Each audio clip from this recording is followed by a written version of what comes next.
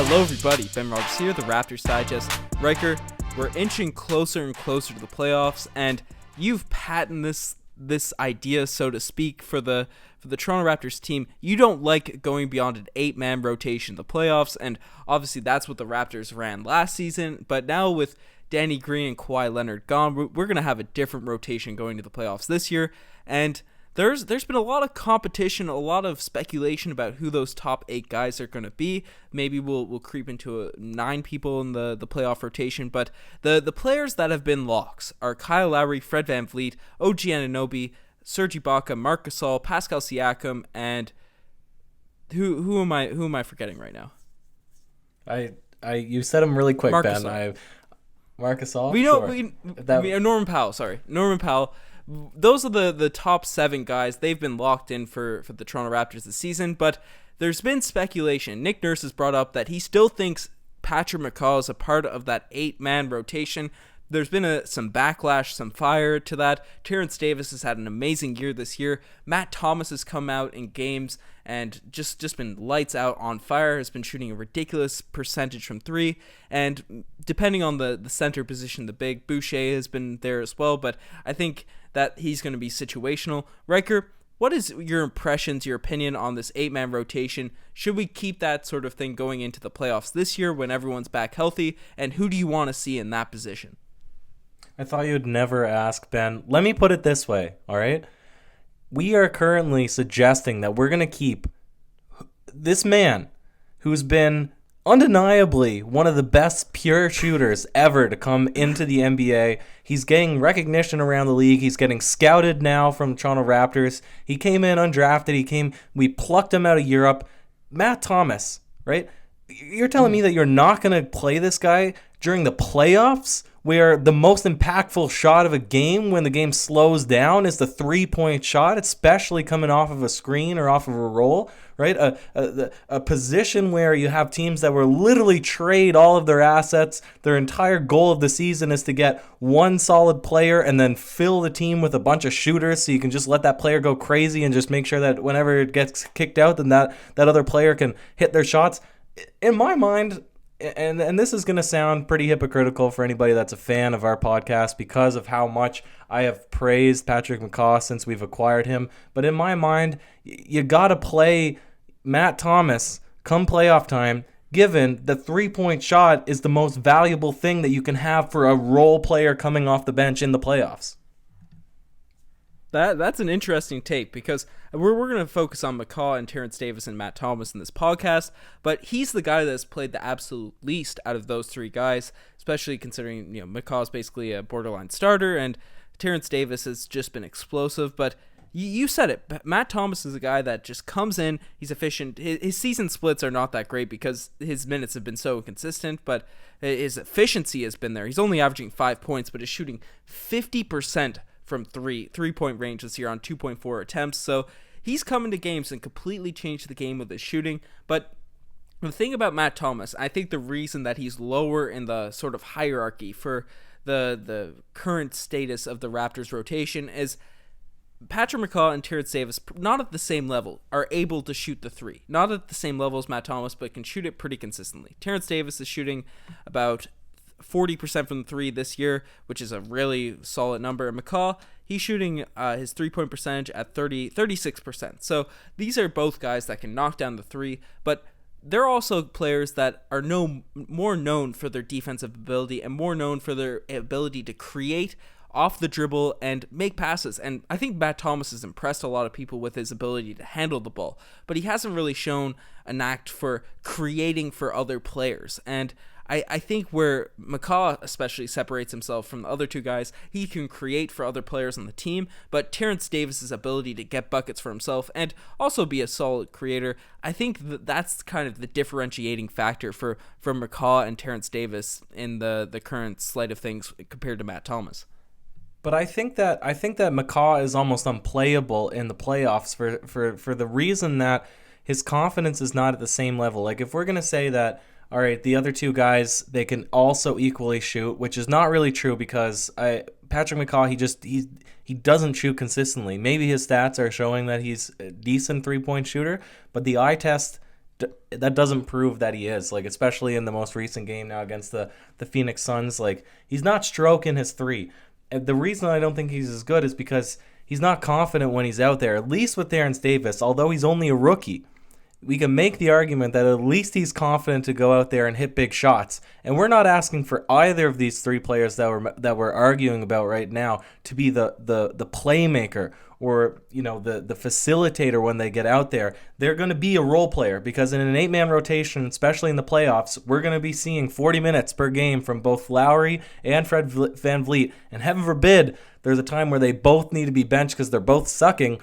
The onus is going to then be on Norm Powell to be the creator. So I don't think that there's ever going to be a time where our primary guy is going to be any of those three bench players that we're talking about. So it comes down to who do you have the most confidence to be a role player when they're out there. And if it comes down to McCaw and Terrence Davis, then I'd say I'd rather have Terrence Davis out there because he's a little bit stronger, right? He's a little bit more athletic, and he has way more confidence than Patrick McCaw has demonstrated this entire season. Those are definitely fair points, and I don't think there's any clear winner that we're going to derive from this podcast. But the thing I want to bring up, because the way I look at Patrick McCaw, I see his floor as being a lot higher than Terrence Davis's and Matt Thomas. I could see Terrence Davis maybe looking to do a little bit too much, like we've seen of him over the past couple games, but obviously the ceiling for a guy like Terrence Davis is similar to the game like we watched against the Brooklyn Nets, where he can be explosive, a guy that slashes and knocks down those step back threes. And Matt Thomas, he's a guy that if he's not hitting his shots, is he really an asset out there, especially on the defensive end? I know he's been a lot better than advertised on the defensive end. He's a guy that's able to stay in front of a player. He's able to get rebounds. Last game he got about 4 rebounds in like 5 minutes of action. So they're definitely serviceable. But I think the floor for Patrick McCaw, he's a bit longer, he's a bit more athletic, he's able to handle the ball. If he gets something in a position where he needs to create, I think he'll make the right decision. Is he the best equipped out of these three players to get you a bucket, to really take over a game or really change the momentum? No, if you're making that argument, there's no way Patrick McCaw is going to win that. But if you're looking for a player to really complement a guy like Pascal Siakam, a guy like Kyle Lowry, a guy like Fred VanVleet, Norman Powell, who you mentioned are the ones that are going to create, I think as a complement player, Patrick McCaw could be the kind of bread and butter that might be the reason Nick Nurse has looked to play him more often with the starters, with these sorts of guys. His numbers aren't going to flash at you in the box score. He's not going to be a guy that takes over or really just intrigues the average everyday fan. But the way he doesn't do anything really bad. He makes a couple bonehead plays every now and then. But I think the consistency, you know what you're going to get from Patrick McCaw. I think that might be a thing that's a positive asset and a thing that's going to be in his favor in the playoff time. Ben, you said that there's not going to be a clear choice. Here comes my argument that Matt Thomas, my argument number 2 that there is a clear choice and that it's Matt Thomas, is that we're going to be playing bigger teams in the playoffs, right? If we match up later rounds, if we match up against the Miami Heat, they're a bit bigger than the Toronto Raptors, especially against the Bucks, definitely the 76ers. Not so sure about the Boston Celtics. They're not more physically dominant, but it is a difficult matchup. They have big wings. But if you think about it, teams are scouting Matt Thomas, right? In the few games that he's had, that he's played, he's contributed significant minutes, he will slip one screen or he'll come off one hard screen. He barely needs to be set. He takes those J.J. Redick shots. Teams have to chase him over the screen, over an off-ball screen to try to get a hand in his face to contest the shot because they know if they give him space, he's going to make that. That is that's the most valuable asset that you can have in the playoffs because the ball is going to flow through the primary offensive players when the game slows down, and that is going to be Pascal Siakam predominantly, and that's going to be Kyle Lowry, and if it's Kyle Lowry, they're going to toss him into a bunch of high pick and rolls if Serge Ibaka is healthy or if Marc Gasol is healthy, and the worst thing that you want is a guy that the defense doesn't care about because they're going to slack off of him, and they're going to congest the lane more than you'd want, and we want to be able to have good shots and get into the lane, especially when we're playing bigger teams that love to switch on us because they don't care. They're saying, well, we'll have our small guard Pascal Siakam because we're going to have our help defense slagging off so far from the corner shooter that even if he beats the first man, then he's going to have a defender against him. If your corner man is Matt Thomas and you have a big switch out onto him, he's got to stay out there to defend it because they don't want him taking that open corner three. Yeah, no, that's definitely a fair point. I'm going to make my last couple points on Patrick McCaw because I think the Terrence Davis, Matt Thomas argument is a bit more controversial, a bit more fiery as they bring similar things. They're both more sparks, while I think McCaw is more baseline consistency. I don't think McCaw is going to be a guy that you just don't have to guard. I think he's able to knock down open shots. His percentages, you don't remember Patrick McCaw's shots, but he does get them. He knocks them down. So when the scouts all check that out, they're going to see, okay, this is a guy you at least have to guard. So he's not going to be a negative on the court. And if he is that, no chance Patrick McCaw should be playing. But the thing about Matt Thomas, and you brought it up, what if he's not hitting those shots? What if, because Matt Thomas is one just skill that is significantly better than the other two players is the 3-point shot. Let's just say a playoff team scouts him and knows to ride up on him and lock him down on defense. What else is he going to provide as compared to a Patrick McCaw or Terrence Davis? Terrence Davis, Patrick McCaw, they're going to provide better defense. If they are scouting him to lock him down. Yep. But if they're scouting him to lock down a guy that the only contribution is going to be off-ball movement, then they're going to have to be chasing him outside the perimeter over off-ball screens. So you've already effectively achieved your job that you've opened up the floor now. It's going to be one less man that's going to collapse on help if Pascal Siakam gets past his primary defender. But if we're running a bunch of off-ball screens for Matt Thomas, then that might take away from sort of the offensive focus on getting the ball to Pascal Siakam, Kyle Lowry, Fred VanVleet. It takes a lot of just offensive energy and focus to get these guys sort of open. I agree with you at the point that it will be taxing on the defenders, but if they're focused on getting into Matt Thomas and just being locked down 1,000% onto him, I don't know if he'll be able to be effective, and I don't know if that will come his weight that the gravity, so to speak, that 3-point shooters have. I don't know if they'll be as effective in getting people open as if McCaw and Terrence Davis couldn't shoot. I completely agree with you, but I think they'll have enough gravity too to not make it that much of a difference. And if Matt Thomas gets the ball, he sometimes kind of stops the offense because he's not as good of a passer, as a flower, or as the other two guys. But the player I want to kind of contest with you now is Terrence Davis, because he's a guy that is capable of getting on fire and containing that sort of gravity as a 3-point shooter when he's on fire. We talked about how if he hits one, he's just a complete furnace, a microwave, and just is all ready to score. And if he's a guy that's able to do that and get a few buckets, knock down some threes like a potential Matt Thomas could, Terrence Davis is a guy that can dribble the ball and attack on top of the 3-point shooting that he provides.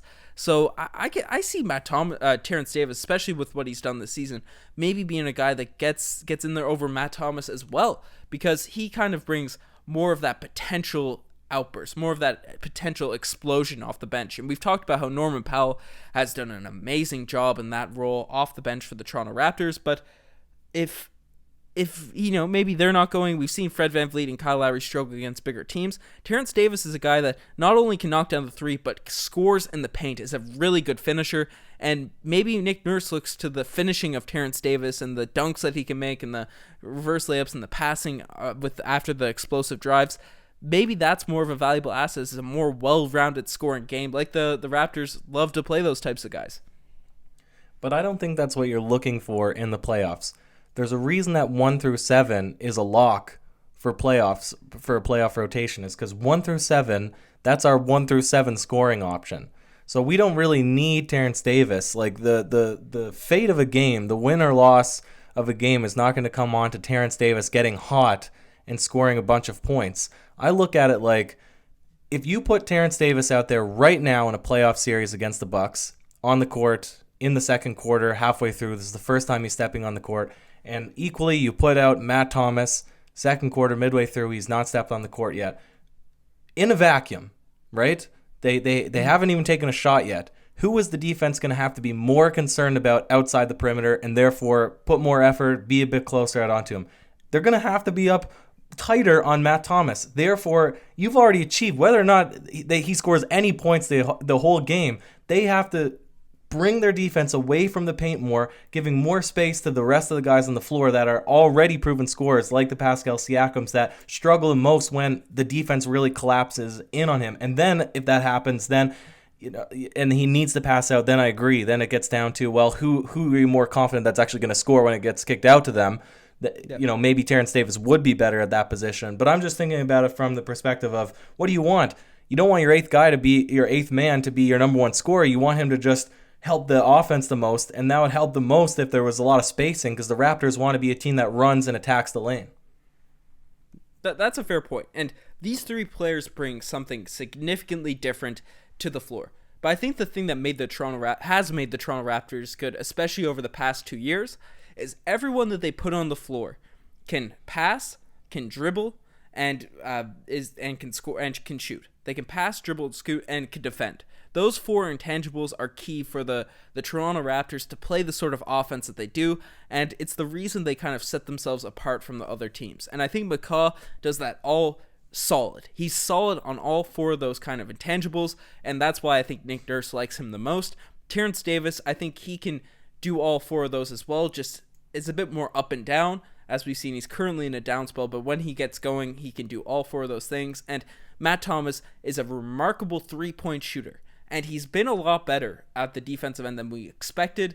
He's a lot better dribbler than we expected, but we don't really know. He's a lot better, and he hasn't really shown a passing ability, but he hasn't shown to be a complete horrible passer. But I think those other three aspects are not really at the level of the other two guys right now, or hasn't really been shown in the stretches we've seen from Matt Thomas. So I don't know, especially where he hasn't gotten the minutes throughout the course of the year, if Nick Nurse is going to be able to run that in the playoffs currently without testing out in the last 20 games of the year. Well, let me just ask you, Ben, and it's not a perfect point, but let me just ask you, if we had JJ Redick on our team, okay, coming off the bench, also, in addition to these three guys, who of the four would be your eighth man in the playoffs? JJ Redick. Now, I haven't really seen him this season, so I'm gonna refer to Sixers JJ Redick, and you'd obviously go with JJ Redick. I think with his experience and the play, he's shown to be a clutch guy, a guy that knows how to get open, and he's a decent passer. He's a guy that makes solid reads. His defense isn't really at that high of a level, but he's a player that just knows what to be at. He knows. He's played around stars. He can compliment people, and I see where you're coming from with this point. But I don't know if the other JJ Redick's shown he's good enough in the playoff atmosphere at the other three things where he's not a negative on the court. And I think in a playoff situation where people know the specific flaws of Matt Thomas and JJ Redick, just because we're comparing those two players, maybe in the playoff setting when they're focused on Matt Thomas, it doesn't go as right as we expect. And maybe Nick Nurse knows that. So what I'm hearing though is that if we knew Matt Thomas could perform in the playoffs, he would be the choice. He would be the clear-cut eighth man. But we want to go with a more secure option. But is this not the season that we need to take that gamble and put out the best potential lineup? Like, we're definitely far from a sure shot to go to the NBA Finals. So wouldn't you want the best opportunity just based on potential? Or would you be willing to just go down because Patrick McCaw is safer because he is able to handle the ball and do a pass, but he's not as impactful? I think we're betting our risks and our high bets, so to speak, the riskier plays are coming from giving the ball to Norman Powell, trusting Norman Powell, Fred VanVleet, and Siakam right now. And I think those are already guys that haven't been proven to be A1 guys. Kawhi took over that mantle as the A1 guy, and in the playoffs, it was really Kyle Lowry as that B option for the Toronto Raptors, and Siakam was third. We're shifting a lot of players to make that sort of risk take up, and I think McCaw is the safest bet to not do anything really negative, and you don't want a lot of sort of risky players out there because some are going to work out for you and some won't. I think McCaw is the most stable option. I think Terrence Davis is the guy that will he's risky, but he's going to get you the most consistent buckets, so to speak. And I think Matt Thomas is just the guy. If he plays at a JJ Redick level, I think that's the highest ceiling that the Toronto Raptors can have. But it's still something we haven't seen yet on a consistent basis from Matty T. So I don't know if it's something that you want to risk in the playoffs. He might be a dark horse, but it's been lively, Ben, and this was an interesting podcast to have because the games are ticking down, and it will be different rotations, and a lot of it is contingent on health, and God knows that the Raptors do struggle with keeping all their players healthy, so we might be having a completely different conversation come playoff time about, who our eighth man's going to be, and we might be down between Stanley Johnson and O'Shea Brissett at that point, so we never know. Who is the starting power forward? O'Shea Brissett. The Raptors call back Luis Scola. Oh, I'd love that. Bro, bring back Scola. That's what I have to say if we get any more injuries. But hopefully everyone's healthy. We did talk about Boucher much this podcast, but our front line, I think, is pretty set right now. I don't really see Boucher getting playoff minutes, assuming everyone's healthy. Maybe some spot minutes here or there, despite the fact he's played really well, especially in that Phoenix Suns game. So he's going to be if Gasol or Ibaka's still injured. But let us know what you guys think. Who do you think should be getting that eighth man rotation? Should we even go 9 deep with how well some of these guys have played at times over the course of this year? We also know Rondae is a guy that's kind of been fighting for minutes as well. We didn't even talk about him in this podcast, but the shooting is going to be tough in the playoffs. So let us know in the comment section below. You're the best to make it this far. Check out the Twitter, the Instagram, all the cool stuff. Ryker, any last words? That's it for me, Ben. Cheers.